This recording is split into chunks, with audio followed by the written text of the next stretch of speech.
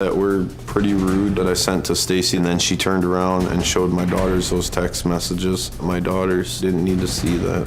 The last time I saw my daughters was 8 months ago on their birthday weekend. We had a blowout that night.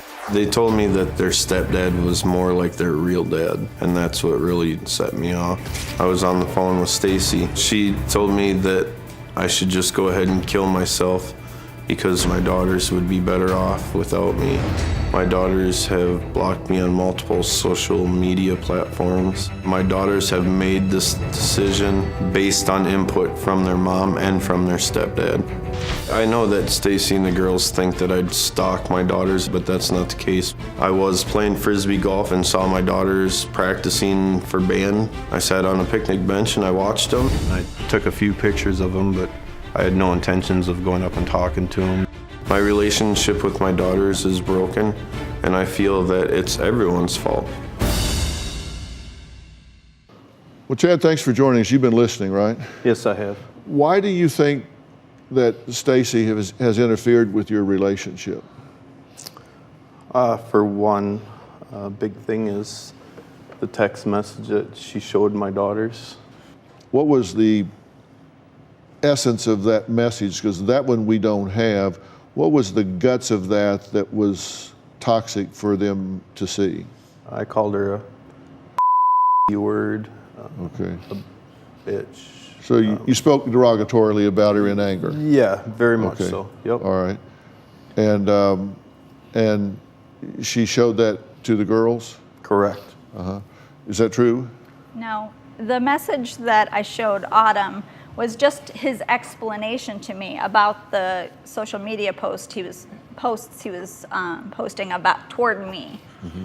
She was really upset when she saw them, and she's like, why is he posting these? So I asked him about it. He gave me an explanation. That is what I showed her, because she wanted to know. And every time I feel like we have a conversation, he twists what's said.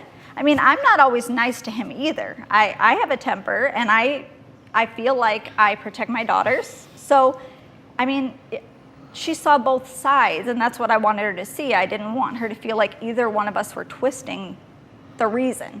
Why did you say the things that you said to her when you called her the names? Because the night of the argument, which was approximately March 3rd, it was 2 days before the girls' birthday, and I had them for their birthday weekend. After we had our disagreement and our falling out, while the girls were inside getting their stuff, like I had told them to do, I called Stacy on the phone. While I was on the phone with Stacy, I told her, hey, you know, we need to do group counseling, something to get this resolved, because it's not going to resolve itself. Because she was telling me that the girls had a lot of issues with me. I was like, okay, let's do some group sessions, let's get this resolved. I was like, you know, there might come a day, hell, it could be tomorrow, where I might not even be here anymore. And Stacy said, maybe you should kill yourself, because then me and your daughters wouldn't have to deal with you anymore.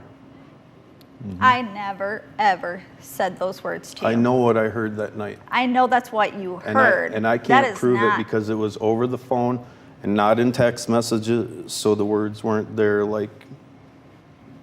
I would never say that to anybody, especially the father of my children. That's horrible. Your response to that was to call her every vile name you could think of. Well, that, and I was also out in Philadelphia for work, and she was telling me that I needed to go find Autumn's retainer. I told her I looked for it already. I can't find it. I was like, take Autumn over to my mom.